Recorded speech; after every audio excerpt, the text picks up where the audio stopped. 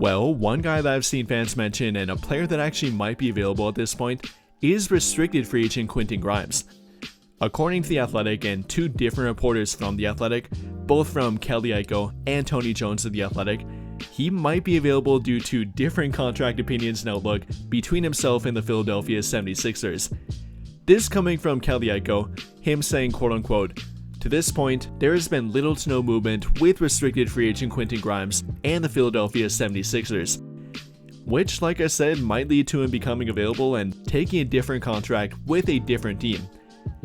Though the problem for him here is that there's pretty much no team left with cap space, definitely not enough cap space to give him that kind of salary, which reportedly is around a $25 million per year kind of contract is what he's looking for here.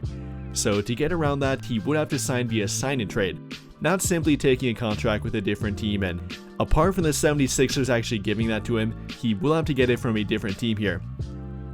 And well, should the Lakers be that team and would they have the ability to offer him that contract? Well, yes, I guess they could via sign and trade if they want to. If they want to offer him that contract or something near it, in my opinion it might not take that much, as we often hear about agents and players bluffing, usually taking a little bit under what they reportedly want and what they're asking for. But regardless, it would take a pretty large contract to get him, so we'd have to sign him to that contract and then actually match the salary coming in too, which would likely mean trading a guy like Rui Hachimura or a combination of expiring contracts to actually fit Quentin Grimes in for their team and for that contract. So with that in mind here, we'll talk about what it would look like, if it would be worth it, the player that Quentin Grimes is and the season that he had last season, if that would justify giving him that contract and going through the trouble of making a sign and trade for him, and simply about this situation with him. So without further ado here, beginning with Quentin Grimes and the season that he had last season, which was a very impressive one. I mean, after being traded to Philadelphia, he definitely broke out, averaging roughly 22 points per game, 5 rebounds per game, 4.5 assists per game, 1.5 steals per game, and shooting a very impressive 47% from the field and 37.3% from beyond the arc on nearly 8 3-point shot attempts per game.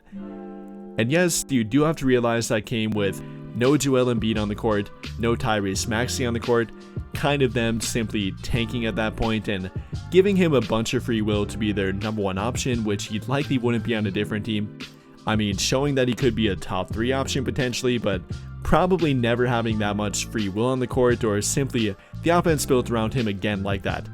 So keep that in mind here. He did show what he could do as a top 2 option, but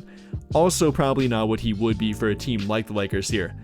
In my opinion, that would be more so what he showed back in Dallas and before that with New York,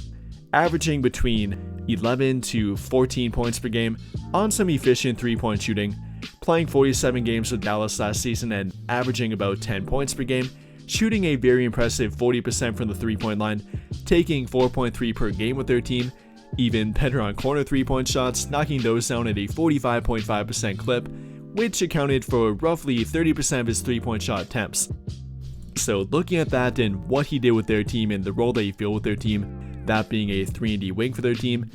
kind of playing off the ball most of the time and getting a little bit of on-ball opportunity, but not even close to what he got in Philadelphia. So kind of balancing that out here and trying to find the true contract worth for Quentin Grimes here, what would it actually be between what he showed in Philadelphia and what he showed in Dallas or even before that point too? Well, you definitely got to factor in the age here with him. Only just turned 25 roughly 2 months ago, so like I said, he would fit the timeline of a Luka Doncic, would fit the timeline of a different young contending team for that fact, so it's different compared to a 30 to 32 year old that might have 2 to 3 good years left and wouldn't be worth a long-term contract via sign and trade. But for Quentin Grimes, that's definitely not the same as a older player again. That kind of factors in here with what he showed in Philadelphia and simply from what he showed as a 3-and-D option in general. So in my opinion, with the salary cap going up and continually going up over time, I mean a max contract salary at this point is roughly $70 million per year. I think that Quentin Grimes would be worth roughly $20 million per year, maybe not quite $25 million per year. I think you definitely could make that argument, and at the end point of a 4-year contract, I think I'd give that to him, but for next season, I'd probably offer him something about $20 million per year, simply for next year, then going upward about 5% for annual raises, accounting for roughly a 4-year contract worth $90 million. Again, not quite the $25 million per year kind of contract, but pretty close to it, making it a little bit less for next season, but going up over time and eventually giving him what he wants. So in my opinion, if the Lakers could actually get him for that contract, and if you would take it, then do a sign and trade with Philadelphia, I think it would be intriguing for the right price. But I think that'll pretty much do it for this one. And if you enjoyed the video, then I would greatly appreciate it if you dropped a like, subscribe to the channel if you have not already, and hit that notification bell to never miss out when I upload a video. But as always, thank you for watching and have a great day or night.